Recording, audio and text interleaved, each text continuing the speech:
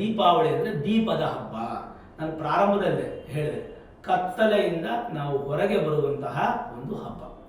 ಗಾಢವಾದಂತಹ ಕತ್ತಲೆ ಪ್ರಾರಂಭ ಆಗುವಂಥ ದಿನ ಅವತ್ತಿನ ನೋಡಿ, ಇಡೀ ಕಾರ್ತೀಕ ಮಾಸ ಪೂರ್ತಿಯಾಗಿ ನಾವು ದೀಪಗಳನ್ನು ಹಚ್ತೀವಿ. ಮನೆ ಹೊಸ್ತಿನ ಮುಂದೆ ಹಚ್ತೀವಿ, ಮನೆ ಒಳಗಡೆ ಹಚ್ತೀವಿ, ದೇವಸ್ಥಾನಗಳಲ್ಲಿ ಹಚ್ತೀವಿ.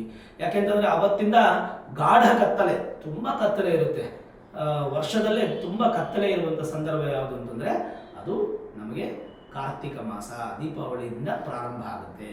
ನಾನು ಪರ್ಸನಲ್ ಆಗಿ ನಮ್ಮ ಮನೆಯಲ್ಲಿ ಹಚ್ಚುವಂಥದ್ದು ಏನಪ್ಪ ಅಂತಂದರೆ ಈ ಪಂಚಮಿ ಅವರ ಒಂದು ಎಣ್ಣೆಯನ್ನು ನಾನು ಹಚ್ತೀನಿ. ಇದನ್ನು ಕಮರ್ಷಿಯಲ್ ಅಂದ್ಕೊಳ್ಬೇಡಿ, ನಾನು ನಿಮಗೆ ತಿಳಿಸ್ತಾ ಇದ್ದೀನಿ.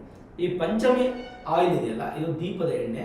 ಇದರಲ್ಲಿ ನಮಗೆ ಜಾಸ್ಮಿನ್ ಸಿಗುತ್ತೆ, ವಿಶೇಷವಾಗಿ ಜಾಸ್ಮಿನ್ ಅಂಥೇಳಿ ಒಂದು ಸಿಗುತ್ತೆ. ಎರಡನೇದು ಬ್ರಿಟಿಷ್ ರೋಸ್ ಅಂತ ಸಿಗುತ್ತೆ. ಇದೆಲ್ಲ ಫ್ಲೇವರ್ಡ್ ಎಣ್ಣೆ. ಈ ಎಣ್ಣೆನ ಹಚ್ಚಿದಾಗ ನಿಮಗೆ ಮನೆ ಎಲ್ಲ ಗಮಗಮಿಸುತ್ತೆ. ಆ ವಾಸನೆಯಲ್ಲೇ ನಮಗೇನೋ ಒಂಥರ ಭಕ್ತಿ ಬರುತ್ತೆ. ಜೊತೆಗೆ ಮೂರನೇದು ನೋಡಿ, ಮಿಸ್ಟಿಕ್ ಸ್ಯಾಂಡಲ್ವುಡ್ ಅಂತೇಳಿ, ಅಂದರೆ ಗಂಧದ ಒಂದು ಪರಿಮಳ ಬೀಸುವಂತಹ, ಸೂಸುವಂತಹ ಒಂದು ಎಣ್ಣೆ. ಈ ಥರ 3 ಥರದ ಎಣ್ಣೆಯನ್ನು ನಾನು ಉಪಯೋಗಿಸ್ತೀನಿ. 3 ಮಿಕ್ಸ್ ಮಾಡಲ್ಲ, 3 ಸಪ್ರೇಟಾಗಿ ಹಚ್ತೀನಿ. 2 ದೀಪಕ್ಕೆ ಒಂದೊಂದು ಎಣ್ಣೆ ಹಾಕಿ ನಾನು ಹಚ್ಚುವಂಥದ್ದು ನಮ್ಮ ಮನೆಯಲ್ಲಿ.